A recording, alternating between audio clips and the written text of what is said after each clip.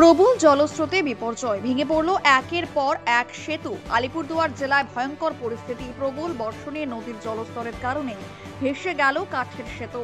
মাদারিহাটের Jaldapara tourist লজের একেবারে সামনে হলং নদীর উপরে থাকা কাঠের ব্রিজটি প্রবল জলস্রোতের ধাক্কায় সম্পূর্ণভাবে ভেঙে পড়েছে।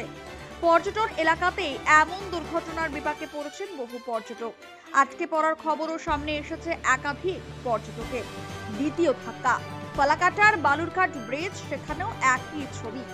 জলের প্রবল গতি সহ্য করতে না পেরে ভেঙে পড়েছে গুরুত্বপূর্ণ এই সেতুটি। একাধিক এলাকায় যোগাযোগ সম্পূর্ণ বিচ্ছিন্ন। দুটি গুরুত্বপূর্ণ সেতু ভেঙে পড়ার এই ছবি যেন চোখে না দেখলে বিশ্বাস হবে না। পর্যটন ও স্থানীয় বাসিন্দাদের জন্য তৈরি হয়েছে চরম সংকট। প্রশাসনের তরফে চলছে উদ্ধার কাজ, তবে বৃষ্টির দাপটে বহু এলাকায় পৌঁছানো সম্ভব হচ্ছে না। দর্শকদের জন্য সতর্ক বার্তা, দয়া করে মাদারিহাট, জলদাপাড়া, ফালাকাটার দিক এড়িয়ে চলুন।